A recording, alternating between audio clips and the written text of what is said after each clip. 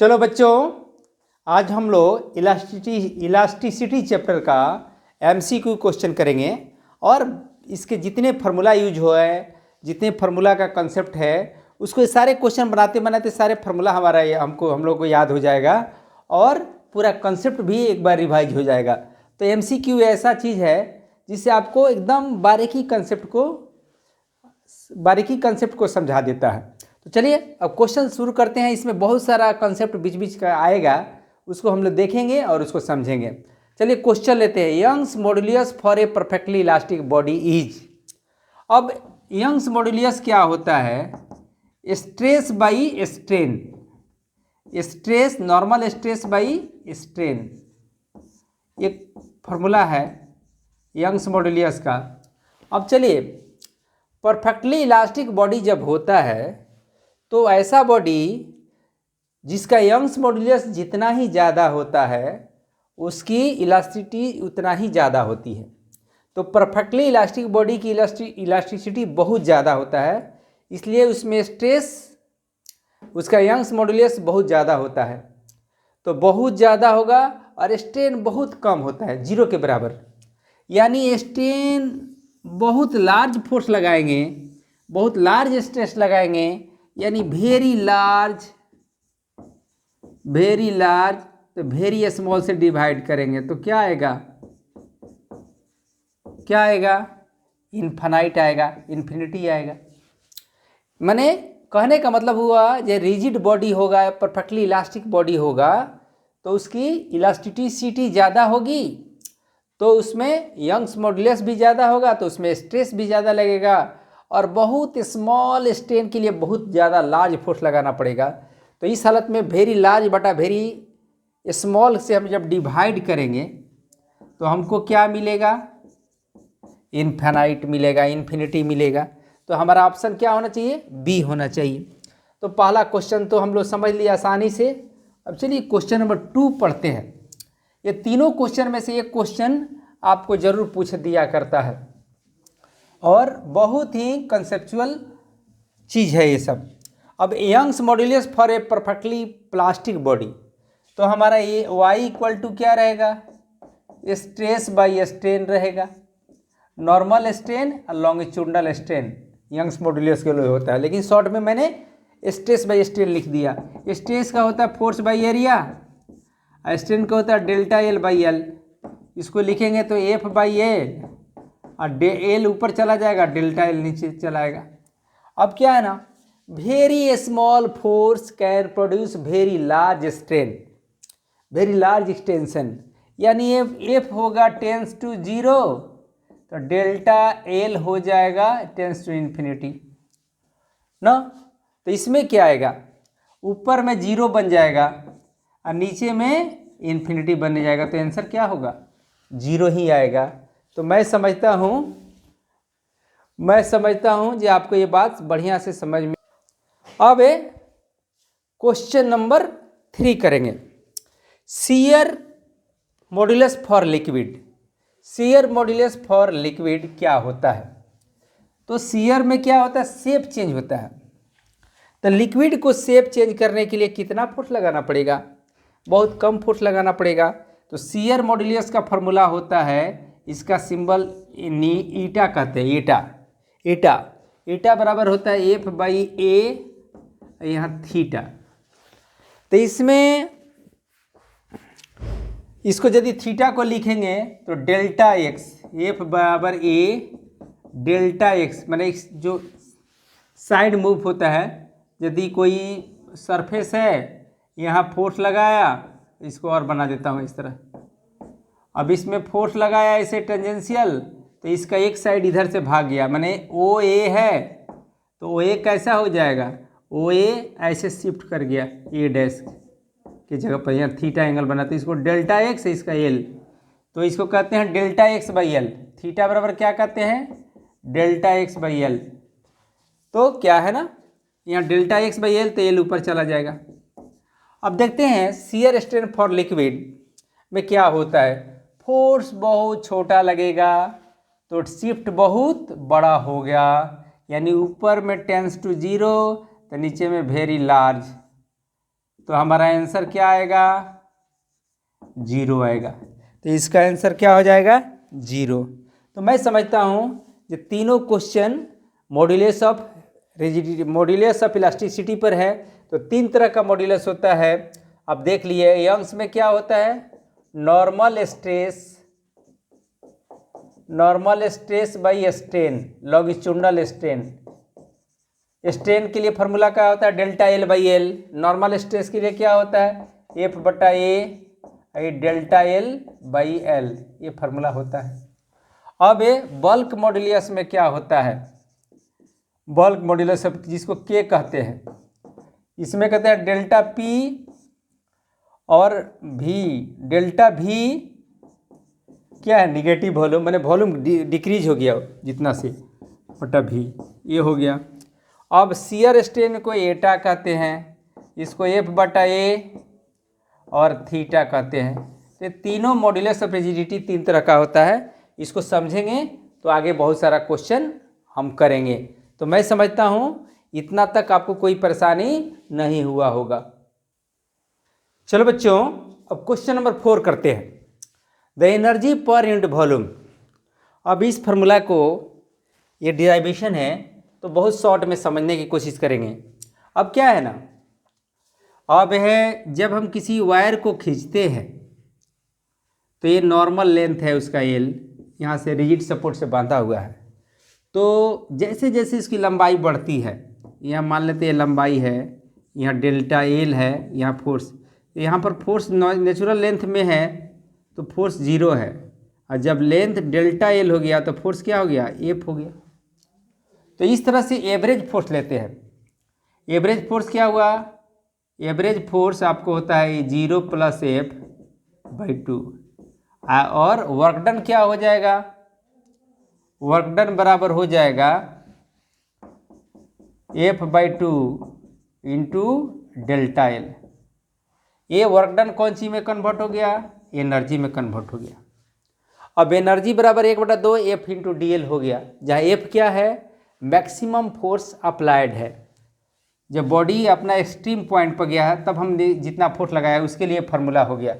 अब क्या है, 1/2 फोर्स बराबर y बराबर क्या जानते हैं, F बटा A delta L, L by delta L. यहाँ से यदि हम F का फार्मूला ले लें तो क्या हो जाएगा, F का फार्मूला ले लेंगे तो वर्क डन बराबर एनर्जी भी होता है। जब किसी बॉडी पर वर्क करते हैं तो उसकी वर्क डन क्या होता है, उस बॉडी पर वर्क डन उसकी पोटेंशियल एनर्जी को बढ़ा देती है। तो जितना वर्क डन होगा उतना पोटेंशियल एनर्जी होगा। तो हम लिख सकते हैं 1/2, फोर्स की जगह पर क्या लिखूँगा, YA, यहाँ से फोर्स की जगह पर लिखूँगा YA delta L by L, ये फोर्स का फार्मूला हो गया। तो यहाँ पर बैठा देता हूँ, एफ के जगह पर करूँगा YA बटा एल, और ऑलरेडी डेल्टा एल है, क्या ऊपर में है, YAL,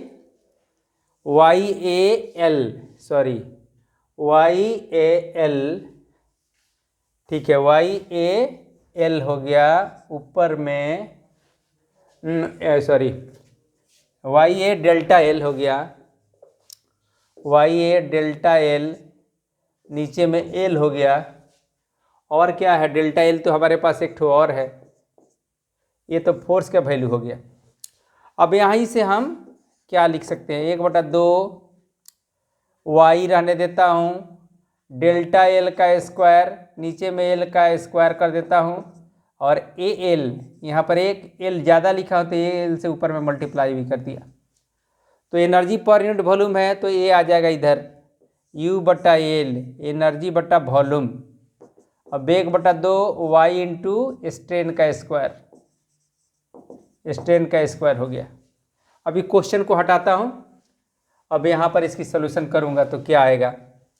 अब देखिए, एनर्जी पर यूनिट वॉल्यूम, ये वॉल्यूम एल को वॉल्यूम भी कह सकते हैं, तो क्या आएगा, 1/2 यंग्स मॉड्यूलो के कहते हैं स्ट्रेस बाई स्ट्रेन,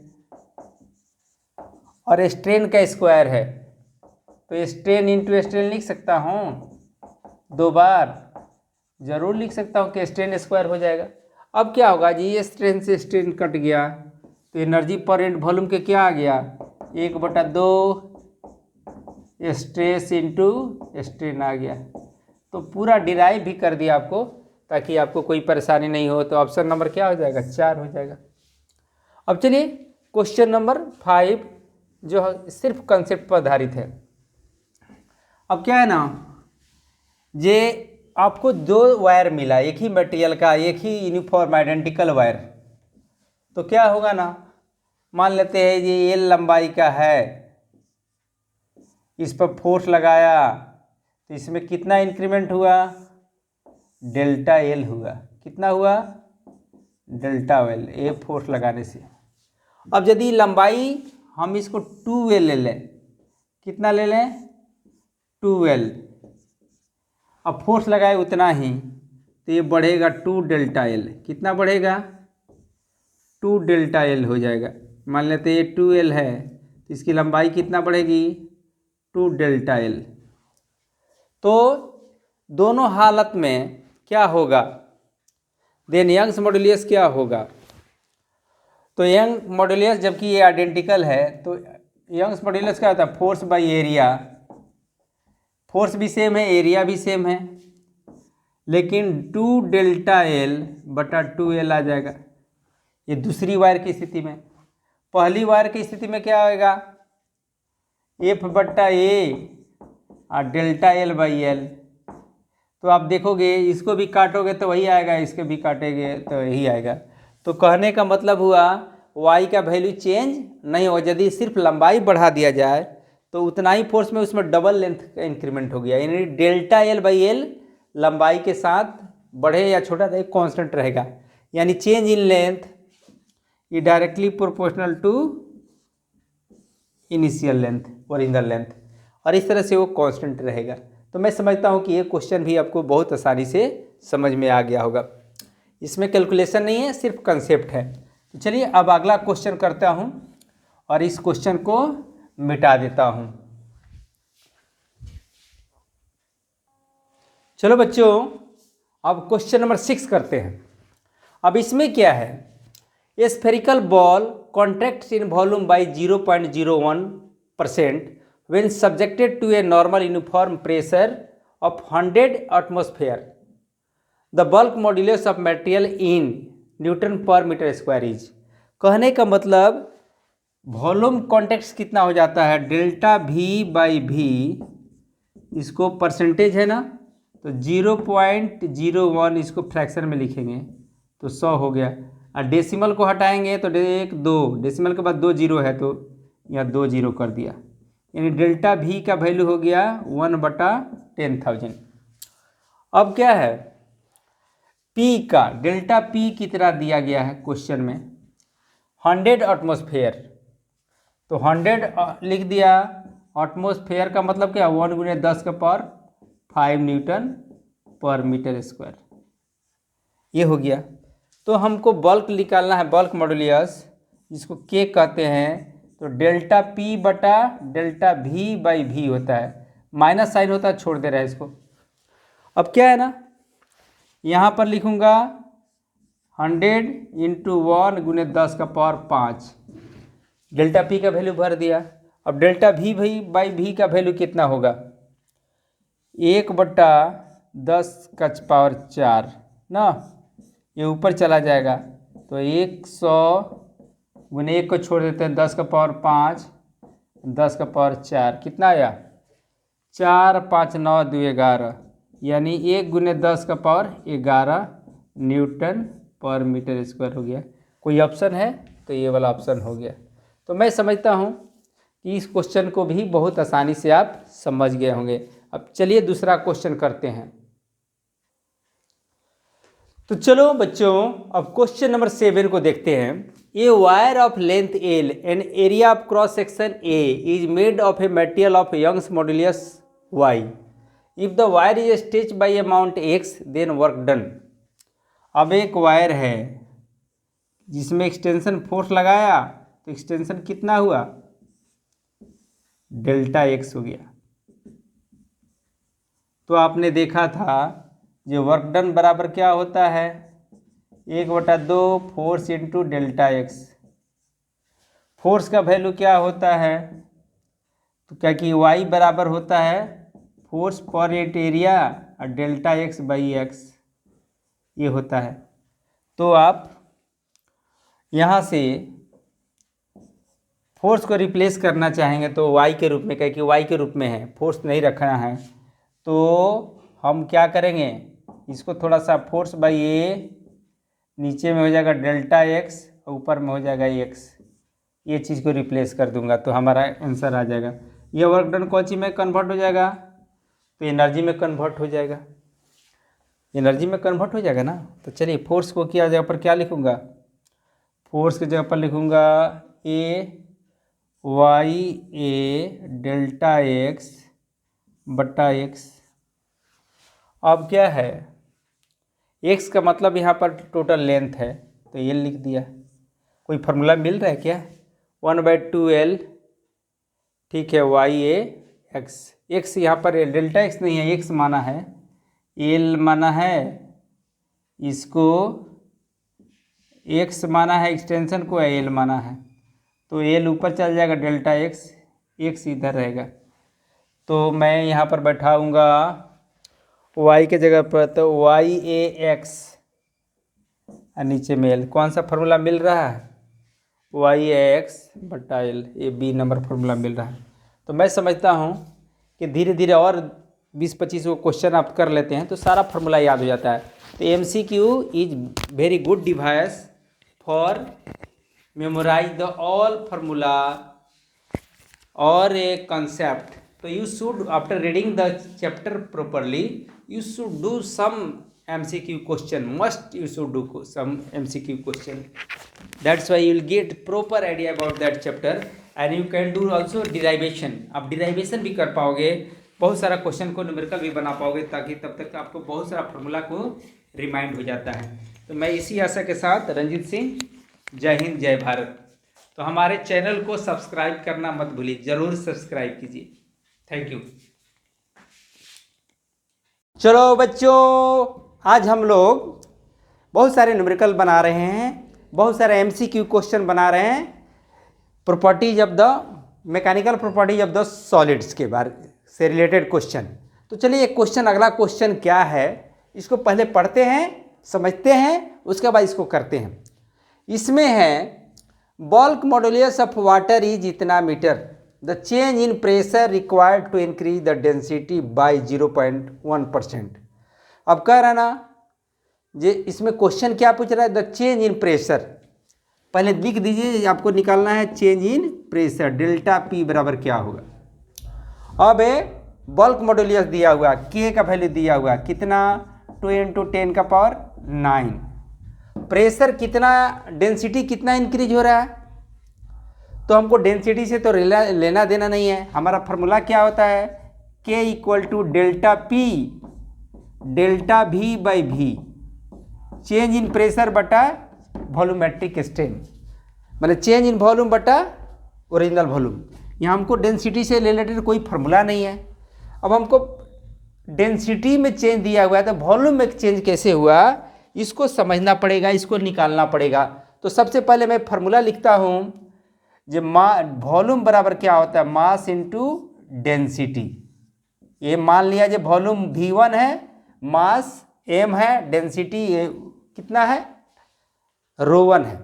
अब क्या है ना, डेंसिटी बढ़ जाता है कितना से, अब now increase density, increase density कितना हुआ उसको देखते हैं। इंक्रीज डेंसिटी कितना हो गया, 100 प्लस इंक्रीज कितना हुआ है, 0.1% हो गया, यानी 100 पर इतना हो गया, इतना बटा 100 ρ1 हो गया, ये हो गया इंक्रीज डेंसिटी यानी ρ2। अब हमारा V1 मालूम है तो हम V2 निकालेंगे, तो क्वेश्चन को हटा देते हैं। अब हमको निकालना है बल्क मॉड्यूलस को सिर्फ रखेंगे।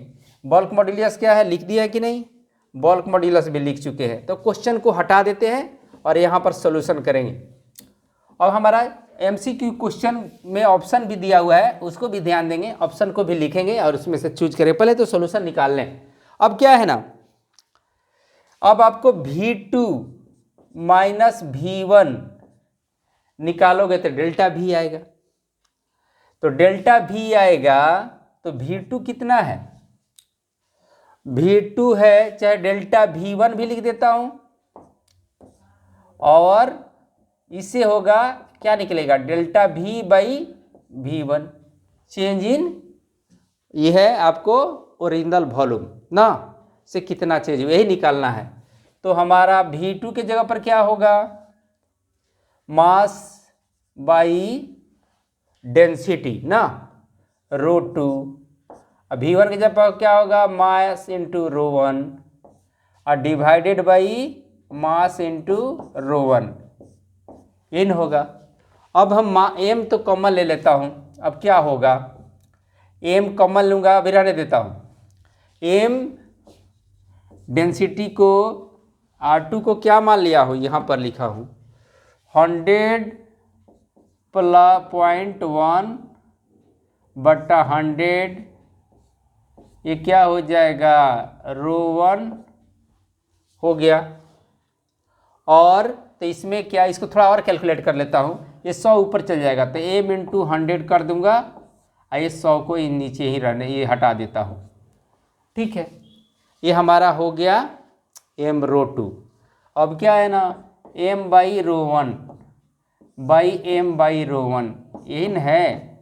अब क्या, m बाई ρ1 हर जगह से कट जाएगा, m बाई ρ1 कॉमन ले लिया तो क्या बचेगा, 100 डिवाइडेड बाई 100.1 माइनस 1, और नीचे में रहेगा m बाई ρ1, तो ये कट गया। तो ये आ गया आपको कितना आएगा, उसको कैलकुलेट करते हैं। ये वाला क्वेश्चन हटाता हूँ, ये पॉइंट अब हमारे पास कोई ज़रूरत नहीं है, खाली k का वैल्यू चाहिए, k का वैल्यू चाहिए हमको, डेल्टा V बाई V चाहिए। तो k का वैल्यू साइड में लिख देता हूँ, k का value 2 into 10⁹ newton metre square है। अब क्या है, ये डेल्टा V बाई V कितना आ गया, वहाँ से देखता हूँ, 100 माइनस 0.1 बाई 100.1 यही न है, ठीक है। तो क्या आएगा, 0.1 बाई 100.1। चलिए इसको हम ऐसा भी अप्रॉक्स मान सकते हैं, 1/100 मान सकता हूँ, 0.1 बाई 100 तो 1000 मान लिया। तो चलिए अब हम निकालता हूँ k हमारा दिया है डेल्टा P, तो k बराबर होता है delta P by V, delta V minus V1। तो हमको डेल्टा P निकालना है, ये डेल्टा P निकालना है ना, तो ये k into delta V1, sorry k into delta P बराबर k इंटू डेल्टा V बराबर क्या हो जाएगा, V1 हो जाएगा। तो डेल्टा P, एक मिनट, डेल्टा P तो निकालना ही है, तो डेल्टा P बराबर हो जाएगा k into delta V minus V1, जब V ओरिजिनल वॉल्यूम जो होता है। k का वैल्यू क्या लिखा, 2 इंटू 10⁹, और डेल्टा V बाई V कितना है, 1/1000, 1/10⁻3, तो क्या आएगा, 2 × 10⁻6, ये आएगा न्यूटन पर मीटर स्क्वायर। ये आपका आ गया।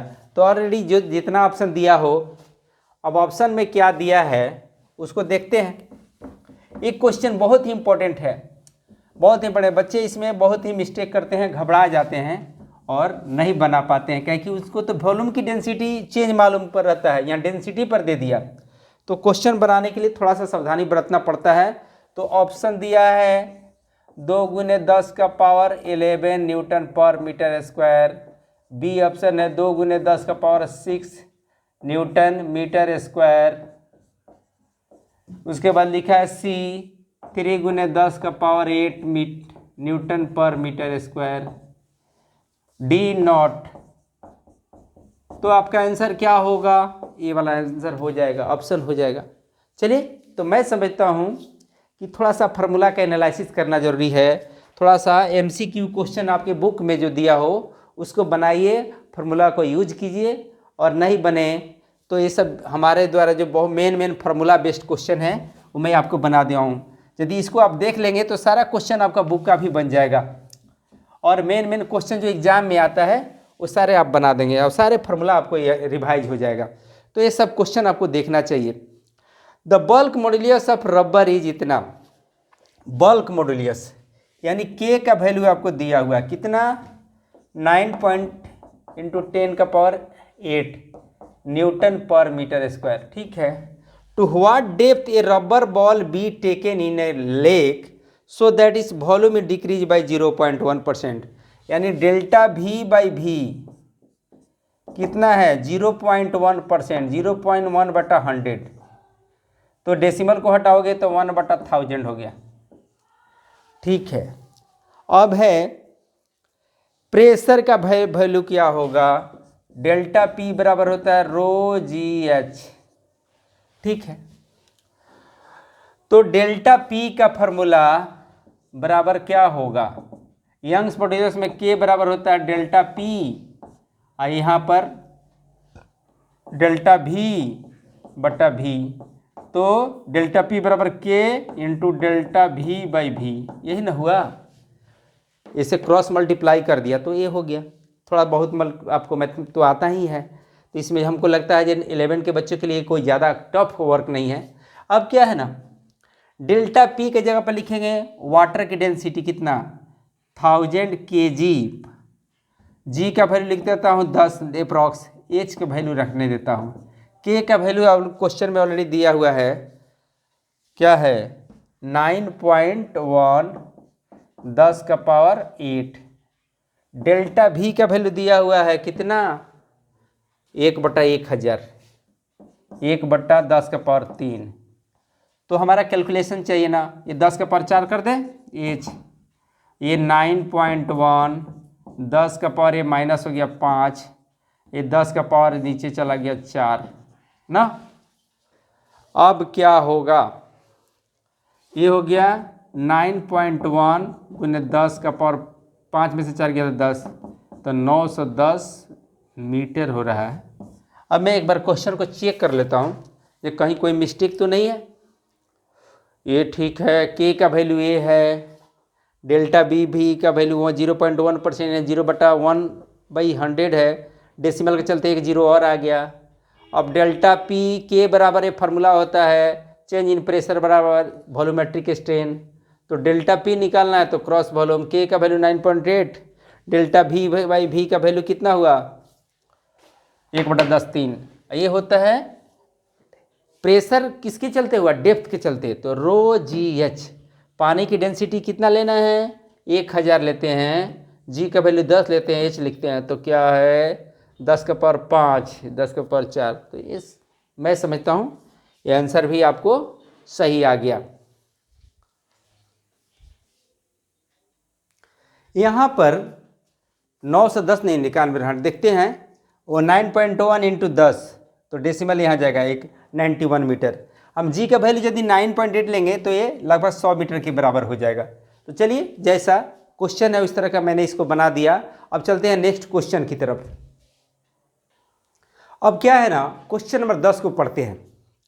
The wire of same material, the extension in first wire is L, then extension in second wire क्या होगा। सेम मटेरियल के दोनों वायर है, इसकी रेडियस R है, इसका रेडियस 2R है, इसकी लेंथ L है, इसका लेंथ 2L है, इसमें फोर्स F लगाया गया, इसमें फोर्स उसका डबल लगाया गया। तो चलिए, इसके लिए हमारे पास फार्मूला है y = F/A और इंटू L/Δl, ये फार्मूला होता है। तो चलिए, एरिया की जगह पर क्या लिखूंगा, अभी A रख दिया पहला वायर के लिए।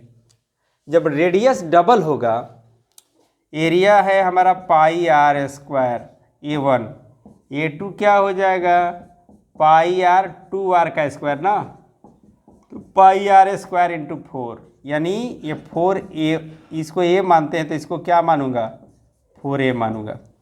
और कुछ तो चेंज नहीं होना वाला है। ये वायर फर्स्ट के लिए है, ये वायर सेकंड के लिए निकालूंगा। फोर्स बाई एरिया, इसके एरिया के जब यहाँ पर लिखूंगा कितना एरिया, 4a।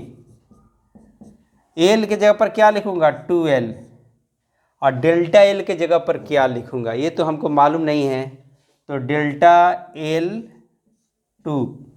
लेकिन जब ये सेम मटेरियल का है, पहला वायर और दूसरा वायर, तो दोनों का यंग्स मॉड्यूलस क्या होगा, सेम होगा। तो ये दोनों को बराबर दिखाएंगे तो हमको डेल्टा एल का वैल्यू आ जाएगा। अब क्या है ना, ये डेल्टा एल के जगह पर क्या है, स्मॉल एल है दिया हुआ क्वेश्चन में। तो हम क्वेश्चन को बनाते हैं, या दोनों को बराबर करते हैं या दोनों को डिवाइड कर लेते हैं। तो हमारा आंसर, दोनों को डिवाइड करेंगे तो यंग्स मॉड्यूलस दोनों का कट के 1 हो जाएगा। तो क्या करता हूँ, y1 बाई y2, चाहे y2 लिख देता हूँ ऊपर में, इसको मिटा देता हूँ। y2 यंग्स मॉड्यूलस 2 बराबर यंग्स मॉड्यूलस 1 को डिवाइड करता हूँ तो क्या आता है, ये 1 होगा, क्या कि सेम मटेरियल का है। फोर्स इंटू एल बटा ए इंटू एल, डिवाइड करेंगे तो क्या होगा, ये वाला चेंज हो जाएगा, ऊपर चला जाएगा। 4a इंटू L2 लिख देता हूँ, डेल्टा एल के 2 के जगह पर L2 लिख दिया। और नीचे में क्या आ जाएगा, फोर्स भी डबल है ना, फोर्स भी 2F होगा, फोर्स हो जाएगा 2F ऑफ L2 के जगह पर होगा 2L ना। अब काटता हूँ, क्या क्या कटेगा, F से F कट गया, एरिया से एरिया कट गया, L से L कट गया। अब क्या है, हमको L2 निकालना है, ये 1 रहने देता हूँ। तो यहाँ पर 2 दूनी 4L, 4L हो गया। और यहाँ पर क्या होगा, 4L2। तो L2 का वैल्यू कितना आ जाएगा, 4L/4, यानी हमारा L ही होगा। तो हमारा ऑप्शन क्या हो जाएगा, L हो गया।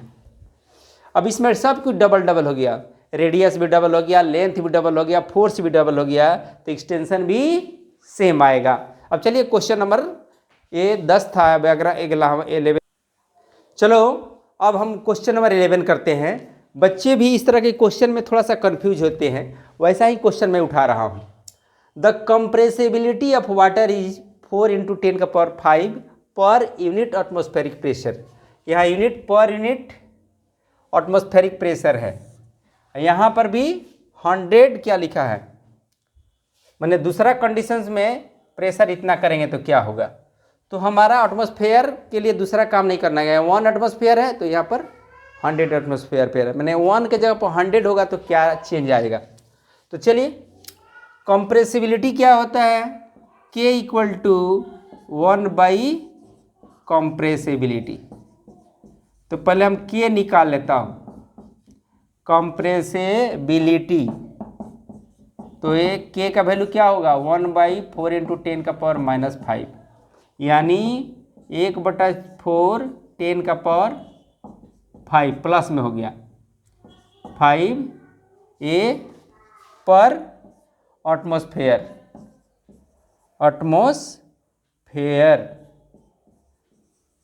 ये हो गया। न्यूटन पर मीटर स्क्वायर के जगह पर एटमॉस्फेयर लिख दिया, ठीक है। अब हमारा दूसरा जगह पर हम लिखेंगे K का वैल्यू हमारा हो गया। अब क्या है, K का जो यूनिट होता है वही डेल्टा P का भी होता है, चेंज इन प्रेशर का भी होता है। तो क्या है, क्या निकालना है, the decrease in volume 100 cm³ of water under A pressure. अब डेल्टा P दिया हुआ है ना, डेल्टा P कितना दिया है, 100 एटमॉस्फेयर दिया है। ये जो यूनिट है ना, यहाँ न्यूटन पर मीटर स्क्वायर आता है, यहाँ रहता, तो यहाँ पर एटमॉस्फेयर लिख देते हैं, एटमॉस्फेयर, इसको भी न्यूटन पर मीटर स्क्वायर समझ लेंगे। अब क्या है ना, जो हमको क्या निकलना है, जो change in volume, the decrease in volume क्या होगा, the decrease in volume of 100 cm³ of water under A pressure of 100 atmospheric will be 100 delta P 100 atmosphere हो जाएगा, तो वॉल्यूम में क्या चाहिए, डेल्टा वी को निकालना है ना। तो चलिए यहाँ पर सॉल्व कर देता हूँ। तो डेल्टा पी बराबर क्या होता है, K into delta V by V, यही है। तो के का वैल्यू आपको दिया हुआ है 1/4 इंटू 10⁵। डेल्टा वी का वैल्यू हमको निकालना है, डेल्टा वी का वैल्यू निकालना है, कितना होगा।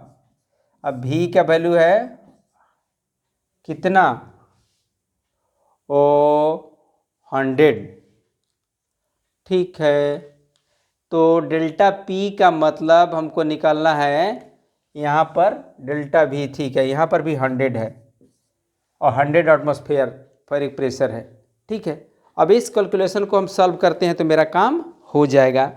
यहाँ पर ये वाला जो यूनिट है ना, एक बात ध्यान दीजिए, के का जो यूनिट है वही हमारा डेल्टा पी का भी यूनिट होना चाहिए, ठीक है। तो यहाँ एटमॉस्फेरिक प्रेशर है, तो यहाँ भी एटमॉस्फेरिक प्रेशर है, पर एटमॉस्फेरिक प्रेशर, ठीक है। अब आगे हम इसको हटाता हूँ और क्वेश्चन को बनाता हूँ। यदि एटमॉस्फेरिक प्रेशर को चेंज करेंगे 1 इंटू 10⁵ तो हर जगह चेंज करना होगा, शुरू में भी चेंज करना होगा, यहाँ भी चेंज करना होगा, के की जगह पर भी चेंज करना होगा और वहाँ भी चेंज करना होगा। तो चलिए ये 0.4 था ना, 0.4 था। तो अब क्वेश्चन को बनाता हूँ तो क्या आएगा, डेल्टा वी हमको निकालना है, तो ये 100 में 100 से गुना हो जाएगा, तो 100 में 100 से गुना हो गया, ये नीचे में, ये 4 नीचे में है ना, 4 ऊपर चला गया, ये 10⁵ है ना, तो 10⁵ को 0 बैठा दिया, तो 10⁵ 2 3 5, 1 2 1 2 1 2 1 2, क्या हुआ 4/10 सेंटीमीटर क्यूब, यानी 0.4 सेंटीमीटर क्यूब। तो कौन सा आंसर होना चाहिए, ऑप्शन ए सही जवाब है। तो चलिए मैं समझता हूँ कि ये क्वेश्चन आपको हजम हो गया होगा, क्योंकि बच्चे यहाँ कन्फ्यूज करते हैं, एटमॉस्फेरिक प्रेशर यहाँ पर चेंज नहीं करेंगे और यहाँ आपको कहाँ पर चेंज कर लेंगे, यहाँ पर डेल्टा पी में चेंज कर लेंगे। जो एटमॉस्फेरिक प्रेशर के लिए 1 इंटू 10⁵, यदि यहाँ चेंज करना चाह रहे हैं तो यहाँ भी चेंज कीजिए 1 इंटू 10⁵, यहाँ भी चेंज कीजिए 1 इंटू 10⁵, तो आपका काम आसान हो जाता।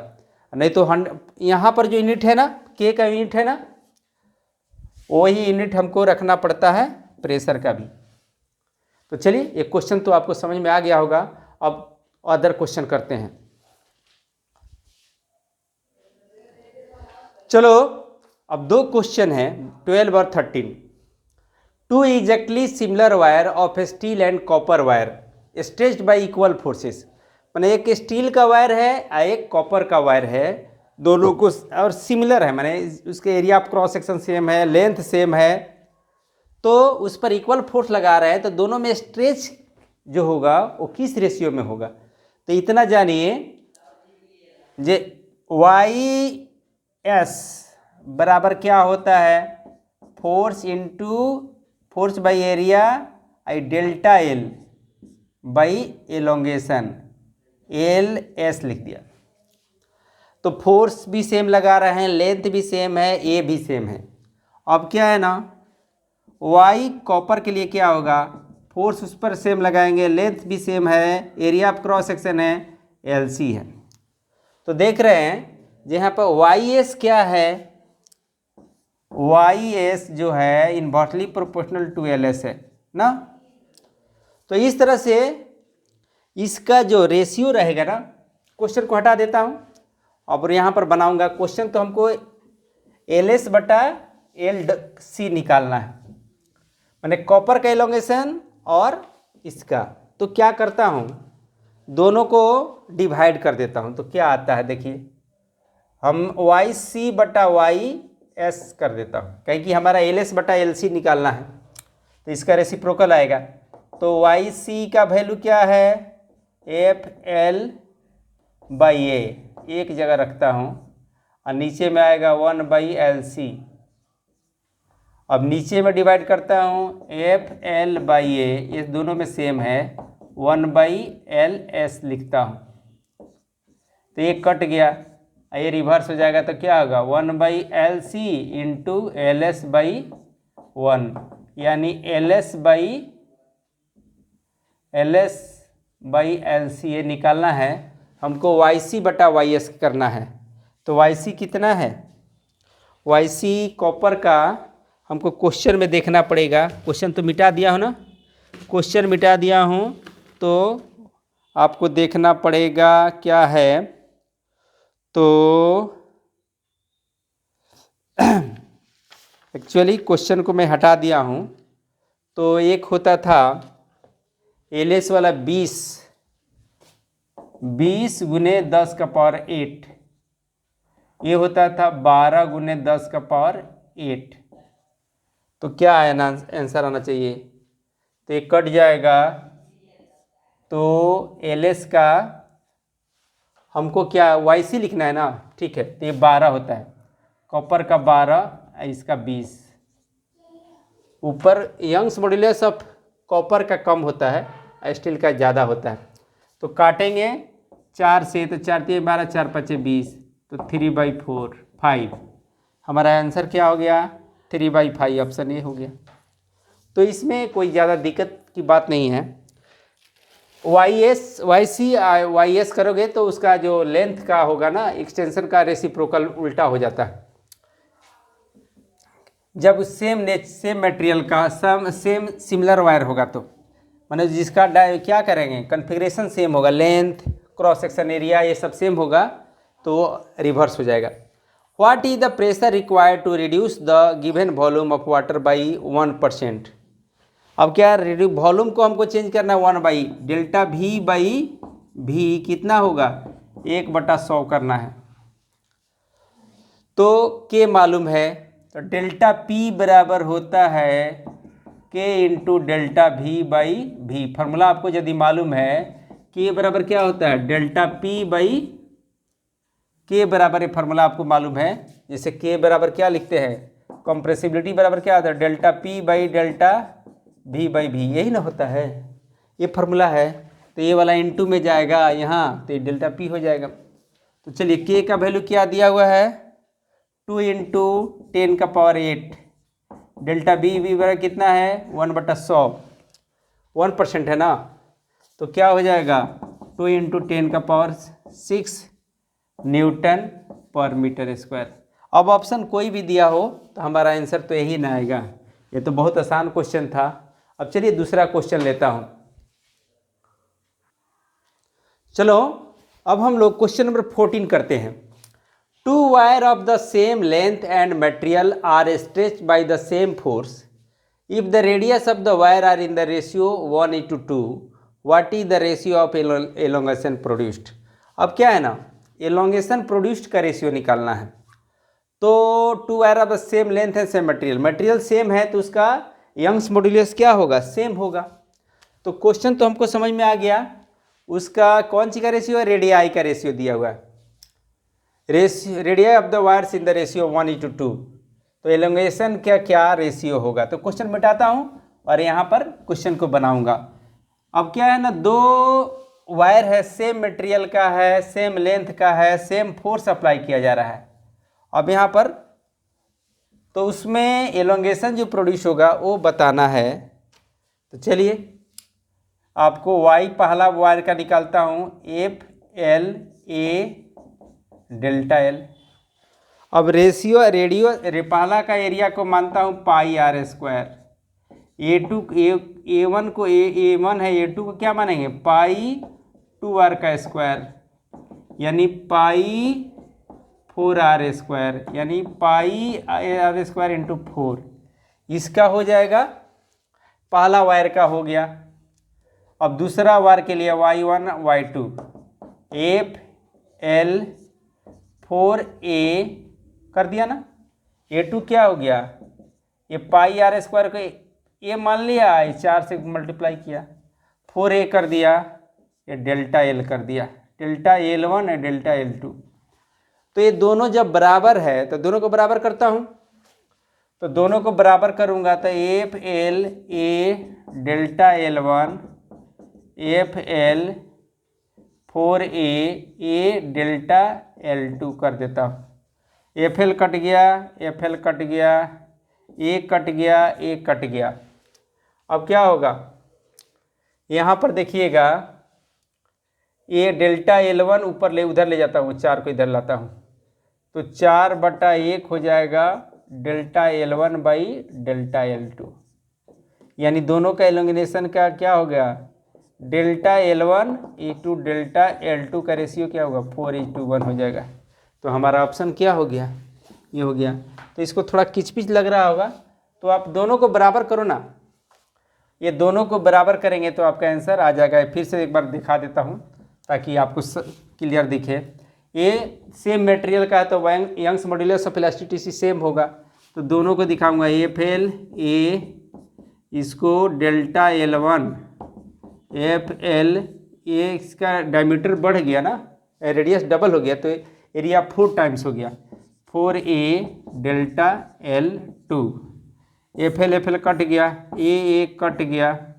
अब क्या 1 by delta L1 1/4 delta L2, तो क्रॉस गुना कीजिए, 4 डेल्टा L2 बराबर डेल्टा L1, तो L1/L2 निकालना है ना, तो delta L1 by delta L2 कीजिएगा तो 4/1 हो जाएगा, यानी 4:1 हमारा आंसर हो जाएगा। तो ये क्वेश्चन तो आपको बहुत आसानी से समझ में आ गया होगा। तो चलिए अब क्वेश्चन नंबर 15 करता हूँ।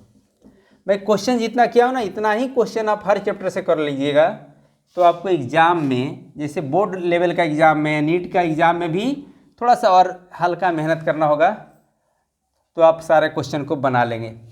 अब क्या है ना, ये प्रेशर ऑफ इतना डेल्टा P दिया हुआ है, कितना 8 × 10⁸ न्यूटन पर मीटर स्क्वायर, ये दिया हुआ है। अब क्या है, applied to a lead block so that is volume reduces by 20%, delta V/V कितना हो गया, 20/100 यानी 1/5 हो गया। द बल्क मॉड्यूलस क्या होगा, बल्क मॉड्यूलस बराबर क्या होता है, के बराबर होता है डेल्टा P/ डेल्टा V/V, यही ना होता है। तो हमको क्या निकालना, के का वैल्यू निकालना है, और तो के का वैल्यू निकालता हूँ। डेल्टा P को क्या रखूँगा, 8 × 10⁸, और इसको जगह पर क्या रखूँगा 1/5, तो 5 ऊपर चला जाएगा तो 40 × 10⁸, यानी 4.0 10⁹। डेसिमल को इधर ले गया एक डिजिट तो पावर 1 बढ़ा दिया, ये क्या होगा न्यूटन पर मीटर स्क्वायर। तो इसका ऑप्शन नहीं दिया हुआ है, तो आप सॉल्यूशन जानते हो तो 4 ऑप्शन में से करेक्ट ऑप्शन तो निकाल ही सकते हो।